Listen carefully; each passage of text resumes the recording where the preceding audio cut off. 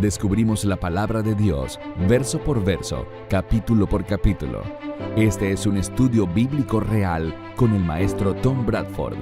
Bienvenidos a Clases de la Torá. La semana pasada comenzamos la historia de un evento muy importante: el nacimiento de Jacob, quien se convertiría, oigan bien, en el primer israelita. Ese es Jacob, el primer israelita. Hagamos una pausa y pongamos esto en perspectiva para ver el progreso de los patriarcas. Abraham, quien fue el abuelo de Jacob, posiblemente comenzó su vida como un pagano. Para cuando nació Abraham, el mundo consistía en un solo tipo de personas, la raza humana. Aparte de las divisiones genealógicas y sociales, todos los humanos eran casi iguales a los ojos de Jehová. La única excepción era el linaje de Cam, uno de los 3 hijos de Noé. Ese linaje fue maldecido, aunque no estaba claro cómo se manifestarían esas consecuencias exactamente. En la primera parte de la vida de Abraham, no había división en la humanidad. No había un pueblo aparte o escogido. Quiero ser claro acerca de este clan maldito, el de Cam, o más específicamente, uno de sus hijos. Esto simplemente significaba que habría algunos aspectos de su progreso y sus vidas que Dios justificadamente usaría de manera negativa para llevar a cabo su plan general de redención. Decir que todo el linaje de Cam, o mejor dicho, Canaán, está maldito, no significa que Dios los odie, no significa que Dios los haya abandonado o que los considere humanos de menor valor que los demás. Más bien, en los comienzos de su historia, sucedió algo que, de un modo u otro, el Señor consideró como lo suficientemente terrible para que las futuras generaciones tuvieran que llevar esa carga. Una vez que Dios llamó a Abraham a abandonar su país y su familia inmediata, entonces comenzó el proceso de una división divina del mundo en 2 grupos de personas separados e identificables: su pueblo elegido y todos los demás. El nombre que le damos al pueblo de Dios, el nombre que encontramos en la Biblia, es Hebreos. Por lo tanto, cuando Abraham obedeció a Dios y se mudó a la tierra de Canaán, por declaración, Dios dividió a la humanidad en hebreos por un lado y todos los demás por el otro. Las decisiones de Abraham y una declaración de Dios fueron los únicos factores que hicieron a Abraham diferente de todos los demás seres humanos ante los ojos de Dios. Isaac o Yitzhak, hijo de Abraham, y padre de Jacob, representa el siguiente paso en la evolución del pueblo hebreo. Isaac fue el primogénito hebreo. Por pura declaración, Abraham se hizo hebreo. Pero su hijo Isaac era hebreo de nacimiento. Pero incluso allí, todavía estuvo involucrada una declaración de Dios, porque Abraham tenía otro hijo, Ismael, el cual el mismo Abraham consideraba como su primogénito, y por lo tanto, sería el que continuaría con los pactos que Dios había hecho con él. En otras palabras, en lo que respecta a Abraham, Ismael era hebreo. Y en el sentido más estricto, Ismael era hebreo hasta que algo cambió. ¿Eso hace que les dé vueltas la cabeza? Espero que sí. Verán, llegó un momento en que Jehová le dijo a Abraham: «No tan rápido, Abraham. Así como te separe de tu padre y hermano, voy a separar a Ismael de su padre y hermano». Ismael sería dividido y separado de su padre Abraham y su hermano Isaac. Y como resultado, Ismael no seguiría siendo hebreo, pero Isaac sí. Entonces aquí está la pregunta del millón. Para los más jóvenes, ese fue un programa de televisión que existió hace bastante tiempo. Si Ismael e Isaac tuvieron ambos un padre hebreo, Abraham, ¿cómo es que solo Isaac es considerado hoy en día como hebreo? ¿Por qué no consideramos a Ismael simplemente como una rama alterna de los hebreos? ¿Cómo es que no identificamos a Ismael y a sus descendientes como hebreos también? Y en lugar de eso, nos referimos a ellos como árabes. Aquí se establece un principio importante al que cada judío y gentil debe prestar mucha atención. Así que, por favor, denme toda su atención y pongan esto en la parte permanente de sus bancos de memoria. Mientras que el derecho de nacimiento, es decir, tu genealogía, tu linaje físico, define tu identidad físicamente, tu familia, tu identidad en carne y hueso, es la elección divina y la declaración del Señor lo que establece tu identidad espiritual. Tu identidad física y tu identidad espiritual son dos asuntos diferentes, ¿no es así? Así fue como el término hebreo comenzó por denotar mucho más que una simple identidad física y familiar. El término hebreo también definió algo más importante, una identidad espiritual. Déjenme aclarar esto para ustedes. Por el diseño de Dios, la denominación de hebreo estaba destinada a describir una combinación de atributos físicos y espirituales de una persona. Además, la vida física y espiritual de un hebreo debía funcionar bajo un conjunto de leyes y promesas que Dios hizo con el primer hebreo, Abraham. La vida terrenal de un hebreo debía girar en torno a su vida espiritual. Nosotros llamamos a estas leyes y promesas que definen esta vida general de un hebreo el pacto abrahámico, y más tarde, estas fueron ampliadas y dadas a Moisés, y ahora se llaman la Torá. Entonces, a pesar de que Isaac era físicamente del linaje correcto para ser hebreo, aún se necesitaba un acto, una elección de Dios, para que él fuera declarado hebreo. Piénsenlo bien. Ismael también era físicamente del linaje adecuado, al menos de parte de su padre, para ser hebreo. Pero Dios no le otorgó a Ismael el estatus espiritual necesario para ser hebreo. Por tanto, con la elección de Isaac y el rechazo de Ismael, tenemos una enorme bifurcación en el camino espiritual. Una dirección lleva a los hebreos y a las promesas del pacto, la otra se aleja de los hebreos y de las promesas del pacto. En Génesis 25, mientras empezamos a ver la historia de los hijos gemelos de Isaac, Jacob y Esaú, Jacob y Esav, veremos este proceso y este principio una vez más. La cuestión de quién será elegido como heredero de los derechos del pacto dado a Abraham es lo más importante de este asunto. Dicho de otra manera, de entre Jacob y Esaú, Dios tomaría la decisión de quién sería hebreo y quién no.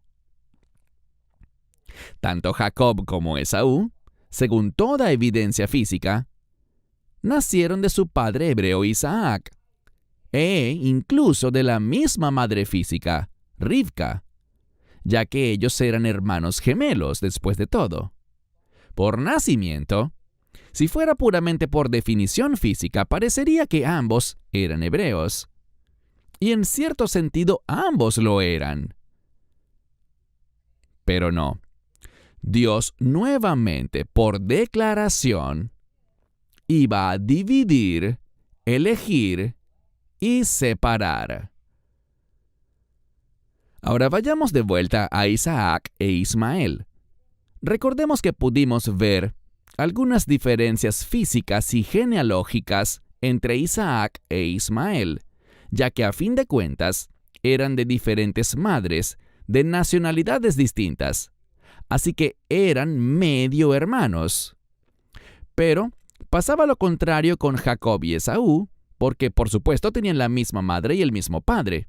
Incluso nacieron del mismo vientre, puesto que eran gemelos. Física y genealógicamente no había diferencia entre Jacob y Esaú. Su ADN era casi idéntico. Entonces, ¿cómo es que Jacob fue elegido para ser hebreo y Esaú no? Fue solo por la declaración y la decisión soberana de Dios. Eso es lo que significa la palabra elección. Que Dios eligió a Jacob y no a Esaú. Jacob sería hebreo. Esaú fue despojado de su derecho a ser llamado hebreo. La única diferencia entre Jacob y Esaú era de tipo espiritual. Y eso fue provocado puramente por la declaración de Jehová Dios. Entonces, para ayudarnos a definir mejor qué es un hebreo, podemos decir que un hebreo es aquel que ha sido incluido como descendiente en la línea de las promesas del pacto que se hizo con Abraham. O en terminología bíblica, un hebreo es un heredero de las promesas de pacto dadas a Abraham. Si un ser humano es un heredero de las promesas del pacto, entonces ese ser humano es parte del pueblo escogido de Dios. Por lo tanto, el mundo, luego del pacto de Dios con Abraham, estaba dividido en dos grupos, los hebreos y todos los demás. Abraham estableció la línea de la promesa del pacto por la declaración de Dios, pero incluso el padre y el hermano de Abraham fueron excluidos de esto. Isaac, el hijo de Abraham, heredó la línea de la promesa del pacto por la declaración de Dios, y el otro hijo de Abraham, Ismael, fue excluido. Jacob, el hijo de Isaac, continuaría la línea de la promesa del pacto por la declaración de Dios, y el otro hijo de Isaac, Esaú, sería excluido. Podemos debatir sobre la justicia, la equidad e incluso las razones de la elección de Dios. Pero eso sería juzgar a Dios, así que no haremos eso. Nuestra única opción como creyentes es simplemente aceptar su derecho soberano a elegir lo que Él quiera. Pero como veremos en un par de capítulos más, desde Jacob en adelante, todos los descendientes de Jacob serán llamados hebreos. No más exclusiones, no más elecciones por declaración de Dios. Comenzando con la descendencia de Jacob, uno ahora sería hebreo por ley y por nacimiento. Si alguien nacía físicamente de un hebreo, esa persona era hebrea, punto.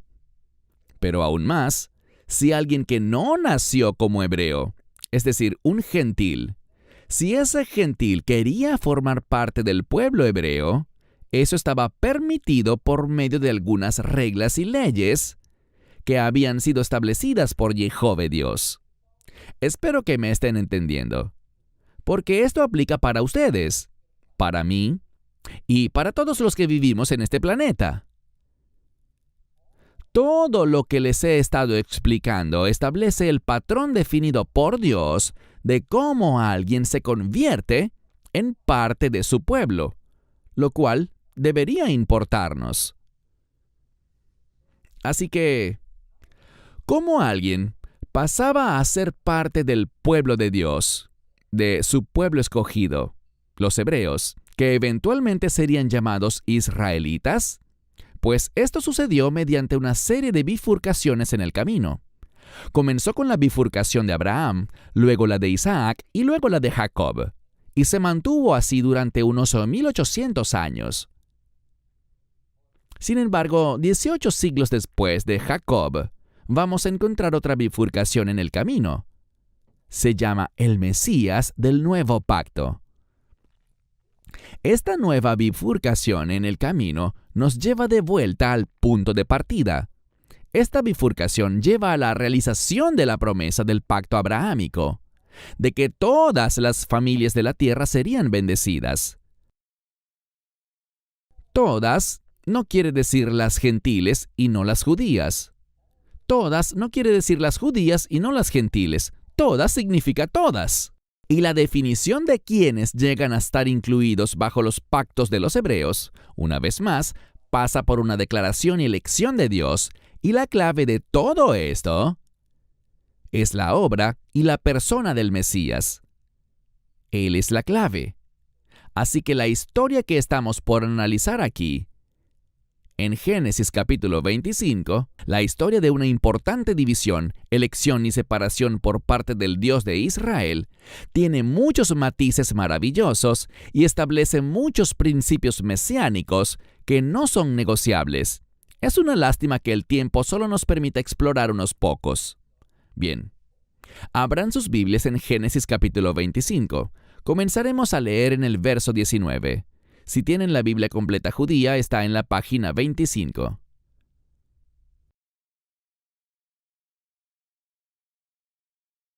Del verso 19 hasta el final. Esta es la historia de Yitzhak, hijo de Abraham. Abraham engendró a Yitzhak. Yitzhak tenía 40 años cuando tomó a Rivka, hija de Betuel, el arameo de Padán Aram, y hermana de Labán, el arameo, como su esposa. Yitzhak oró a Adonai en favor de su esposa porque no había tenido hijos.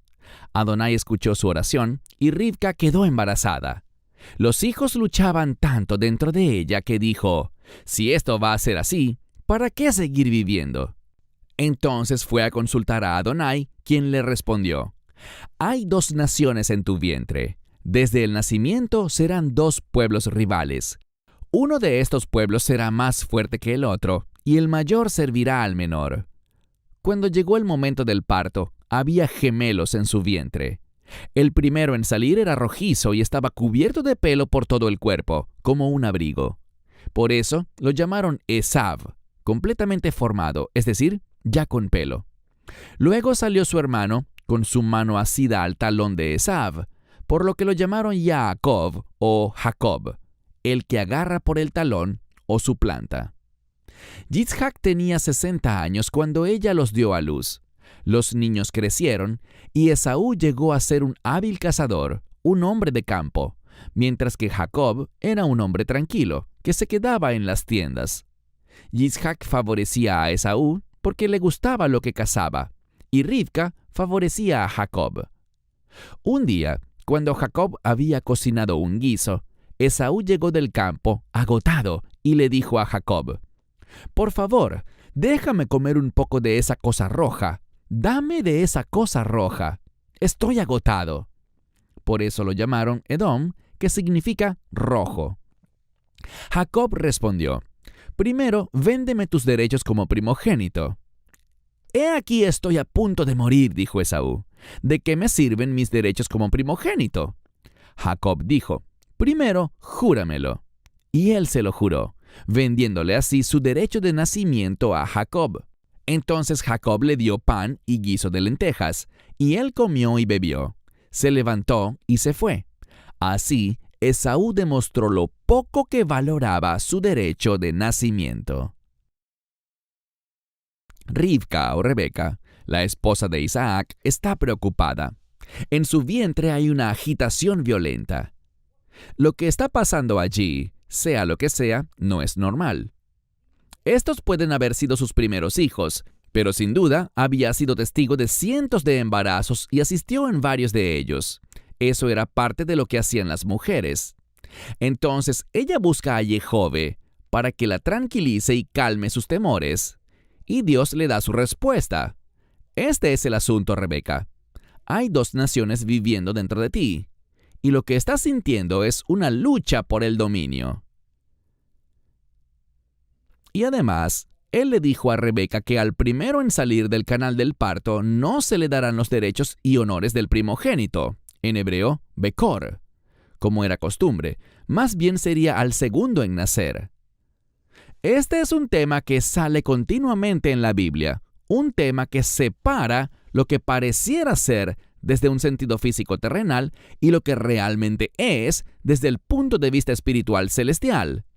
Desde un punto de vista físico, a Abraham le pareció que Ismael, el hijo de su concubina Agar, era su hijo primogénito, el hijo de la promesa, porque de hecho nació primero, muchos años antes. Pero desde un punto de vista espiritual, fue Isaac, quien nació milagrosamente de Sara, el que tendría todos los derechos del primogénito y sería ese importante hijo de la promesa. Ahora, en Génesis 25 sucede algo similar. Rivka lleva gemelos en su vientre. La ley y la costumbre es que el primero en nacer es el primogénito, el Bekor, y el segundo en nacer está más o menos subordinado al primero. El hecho de que un primogénito fuera un gemelo no era importante. No se dividía la herencia, ni cada uno recibía a partes iguales la herencia del primogénito. Uno es elegido y el otro no. Así es como funciona. Y esta lucha violenta en el vientre de Rivka predice la lucha venidera para ver cuál hijo dominará al otro. Aún más, encontramos que Dios ha predeterminado el resultado. Ni Isaac ni Rebeca están involucrados en la decisión. En el verso 23, se le dice a Rivka que el mayor servirá al menor. En otras palabras, el primogénito físico no recibirá los derechos habituales y acostumbrados del Bekor, o primogénito, sino que será el segundo el que recibirá ese derecho. La importancia eterna de este asunto es que el primogénito físico, Esaú, no será el heredero de las promesas del pacto. En cambio, el segundo nacido físicamente, Jacob, sería el heredero. Jacob es el Bekor a nivel espiritual. Es el primogénito según la elección divina de Dios. Noten que el primogénito físico de Isaac, que fue Esaú, es un paralelo de Ismael, el primogénito físico de Abraham. El hijo primogénito espiritual de Isaac, que sería Jacob, es un paralelo a Isaac, que fue el primogénito espiritual de Abraham y el futuro portador de las promesas del pacto de Dios. Entonces tenemos aquí todo este principio continuo y este patrón de la realidad de la dualidad. Todo tiene una realidad espiritual y una realidad física que existen simultáneamente.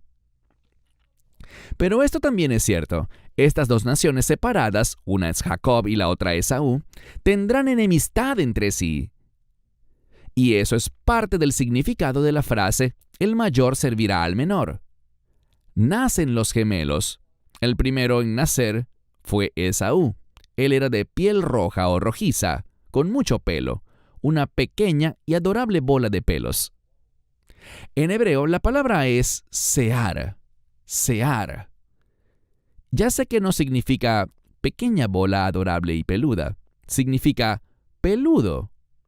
Si esa palabra les parece familiar, es porque debería parecerlo, ya que más adelante en Génesis descubriremos que Esaú se alejará de Jacob y establecerá su nación en un distrito llamado Monte Sear. Este es un juego de palabras. El Monte Sear recibió su nombre por el hecho de que Esaú nació muy peludo.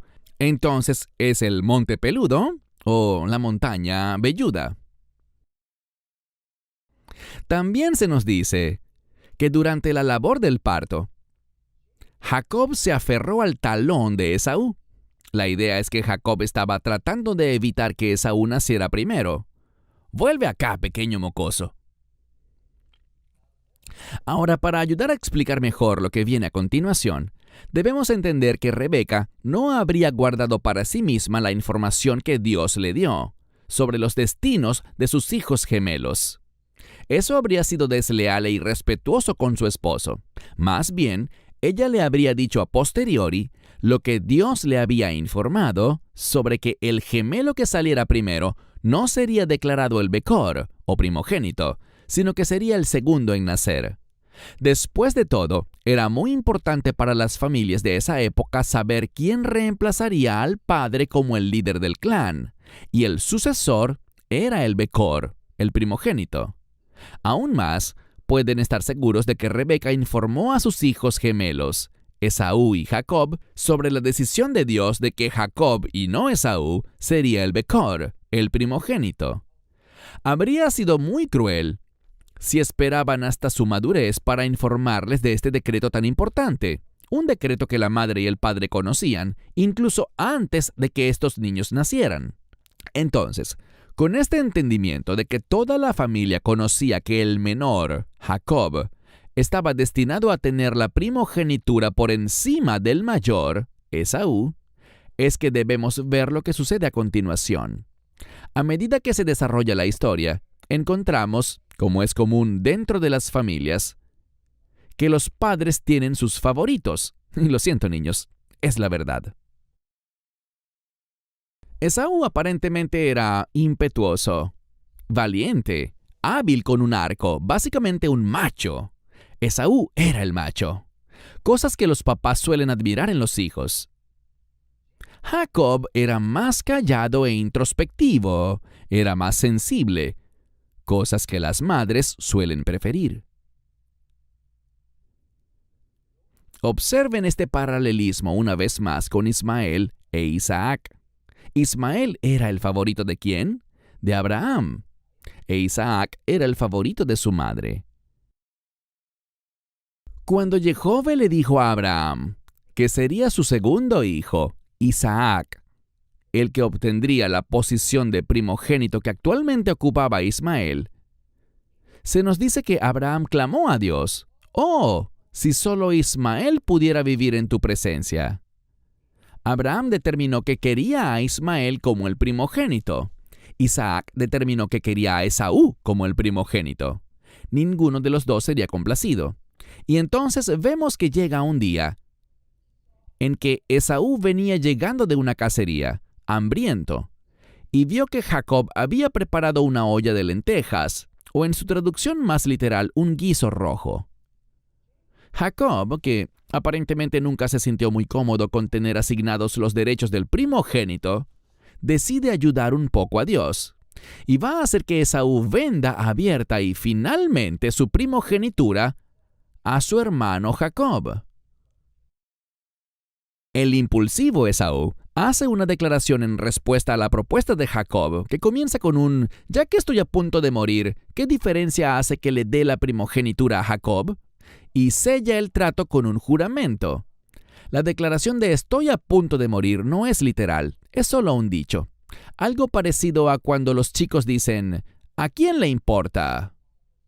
¿A quién le importa? Por supuesto, dado que Dios había resuelto el problema hacía mucho tiempo, en realidad, Esaú no tenía ningún derecho de nacimiento que vender, pues ya le pertenecía a Jacob, y Jacob no tenía necesidad de recurrir a la traición para obtener la primogenitura porque el Señor ya se la había asignado, pero ni Jacob ni Esaú tenían la fe para aceptar ese hecho. También se nos da aquí una pequeña información que será útil en los capítulos siguientes. A Esaú se le da el apodo de Edom. Edom significa rojo, y no solo se refiere a sus características corporales, velludas y rojizas, sino también a este infame incidente de la olla de guiso que acaba de ocurrir. Entonces, para futuras referencias, recuerden que Edom y Esaú son la misma persona. Y por lo tanto, la futura nación de Edom, que se mencionará mucho a partir de aquí en adelante, como un enemigo continuo de Israel, también desempeñará un papel en los tiempos finales. Y sepan que el pueblo de Edom, los edomitas, son simplemente los descendientes de Esaú. Eso es lo que son. Finalmente, en el verso 34 se nos dice que Esaú menospreció su primogenitura, y esta es una condenación bíblica muy seria. Tengo pocas dudas de que Rivka le dijo a Esaú, como indudablemente lo hizo con Jacob, que a pesar del orden cronológico de nacimiento, era Jacob quien tendría los derechos del primogénito. ¿Qué situación tan dura para Esaú? ¿Lo pueden imaginar? Esto seguro lo hizo ser un poco más amargado, desconfiado y cínico. Su padre Isaac no era un hombre pobre. Pensar que Esaú no tenía ningún interés en tener los derechos y los poderes del primogénito francamente no tiene ningún sentido. Probablemente veía la pérdida de sus derechos de primogénito como un evento inevitable, aunque muy injusto. Y se comportaba como si no le importara o no le interesara. Es como que renunció al cargo de primogénito antes de que otro lo hiciera por él. Amigos, esto puede ser difícil, pero las personas que vemos en las historias de la Biblia eran seres humanos como todos. Tenían sentimientos, deseos, necesidades, caprichos. Y tenían deficiencias, orgullo, ambiciones. Eran personas reales. Cuando entendemos mejor las circunstancias, no es tan difícil ponernos en su lugar. Muy bien, retrocedamos un poco y echemos un vistazo a algunas circunstancias que rodean este evento que no son tan evidentes, o al menos no tan evidentes para los gentiles.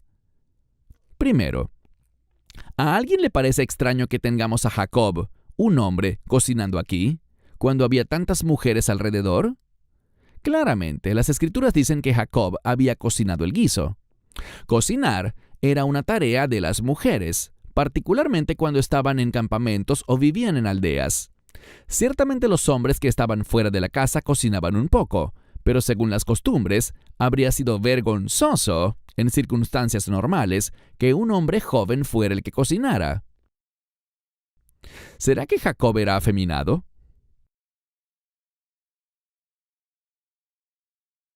¿El favoritismo de su madre lo había convertido en un niño de mami?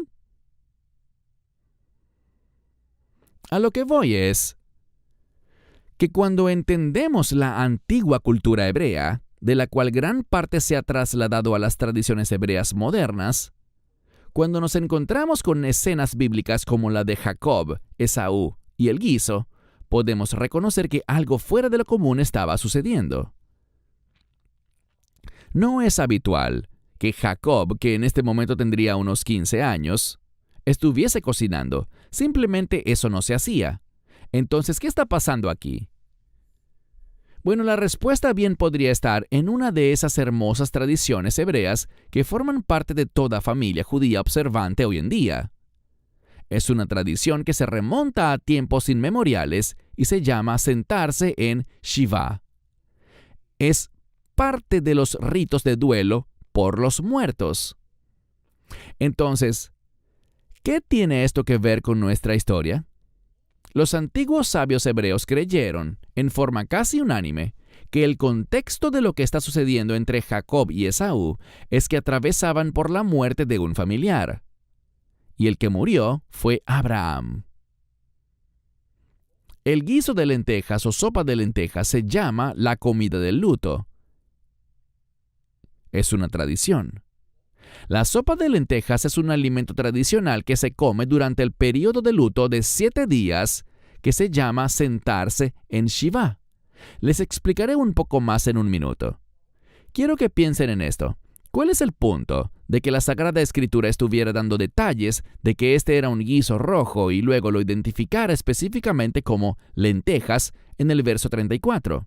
¿Cómo es que esto nos da algún contexto o significado? ¿Qué diferencia había en que la sopa fuera de lentejas? Cualquier judío sabría que esto es indicativo de un período de luto. Pero hay más evidencia. Aquellos que son miembros de la familia inmediata no deben cocinar durante este período de 7 días.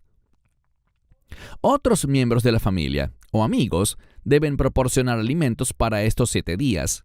O se pueden comer alimentos preparados previamente, cocinados y conservados antes de la muerte del miembro de la familia, si esta es inminente. Y la definición de quién compone la familia inmediata es importante. El padre y la madre, la hermana y el hermano, el hijo y la hija, o el cónyuge. Esos son los miembros de la familia inmediata en un rito de duelo. Los nietos no son miembros de la familia inmediata para el propósito de los ritos del duelo. Rivka, que normalmente cocinaba para la familia, habría tenido prohibido cocinar. A Jacob, el nieto de Abraham, se le permitió cocinar porque estaba fuera de ese círculo que definía a la familia inmediata. Así que, tal vez por eso, era él quien estaba cocinando la comida del luto, ese guiso de lentejas. ¿Por qué lentejas? De hecho, también encontramos que los huevos se consideraban un alimento apto para el luto. Y lo que estos dos alimentos, lentejas y huevos, tienen en común es que son redondos. Y la redondez ilustra la idea de que la vida es circular. El ciclo de ser concebido de la nada y volver a la nada, físicamente hablando, por supuesto, y también habla de que una generación muere y la próxima comienza en un patrón sin fin. Es algo bíblico, o mejor dicho, esta idea aparece en la Biblia y en el pensamiento hebreo que proviene de ella, y nos habla de que la historia es circular, que la historia se repite.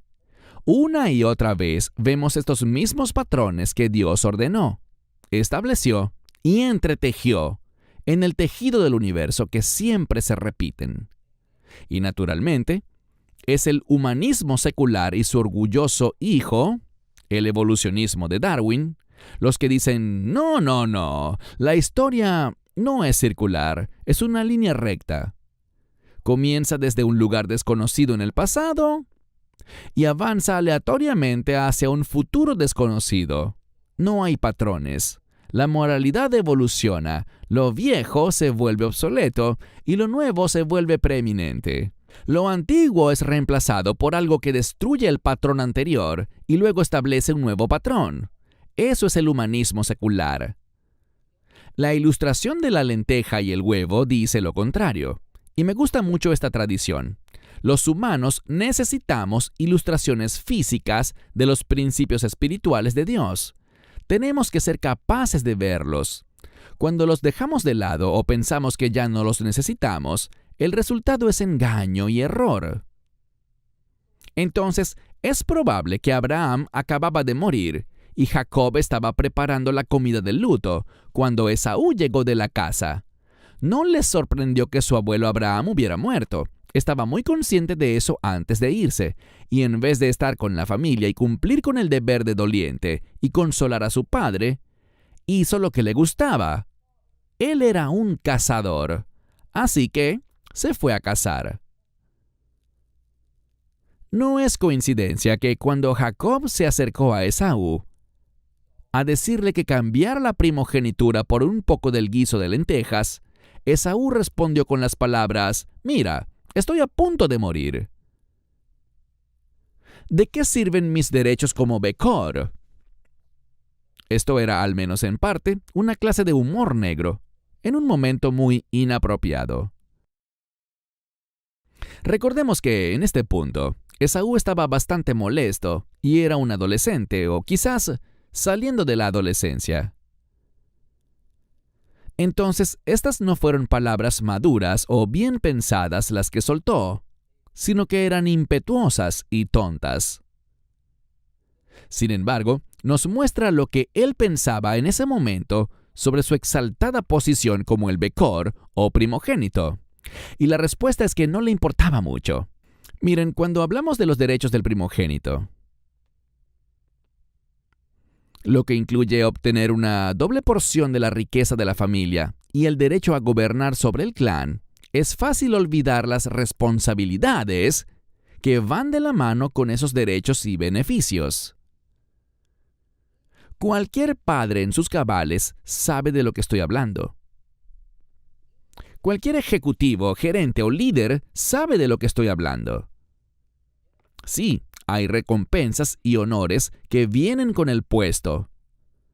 Pero hay deberes que, si se llevan a cabo correctamente, superan cualquier cantidad de recompensas y beneficios personales. Esaú conocía bien a su abuelo Abraham y era igualmente consciente de la grande y terrible carga que él llevaba.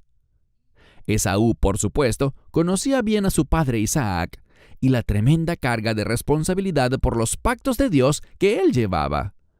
Esaú no quería cargar con eso. Sin duda, como muchos adolescentes, Esaú quería todas las cosas divertidas. Decirle a la gente qué hacer, pero que nadie le dijera a él qué hacer. Le encantaba la idea de poseer el mejor lugar en la mesa, ser rico y todo eso. Pero no quería las responsabilidades y deberes que eso conllevaba. El gran sabio Rashi dice que otra lección que nos da este incidente es cómo una persona justa ve la vida en general, en comparación con una persona malvada. La visión del justo Jacob acerca de la vida es: ¿estoy aquí para lograr qué? ¿Cuáles son mis deberes y mis objetivos? El punto de vista del malvado o de Esaú es comer, beber y ser feliz, porque mañana puede que estemos muertos. Esaú estaba pensando, después de contemplar la muerte de su abuelo, que no quería estar atado a todos los deberes del primogénito y del patriarca de la familia cuando muriera su padre Isaac. De ninguna manera. Solo quiero disfrutar la vida tanto como pueda, obtener tanto como pueda, y las responsabilidades son para los perdedores. Recuerdo haber dicho más o menos esas palabras a mi padre cuando yo tenía 16 años. Pude superarlo. A duras penas.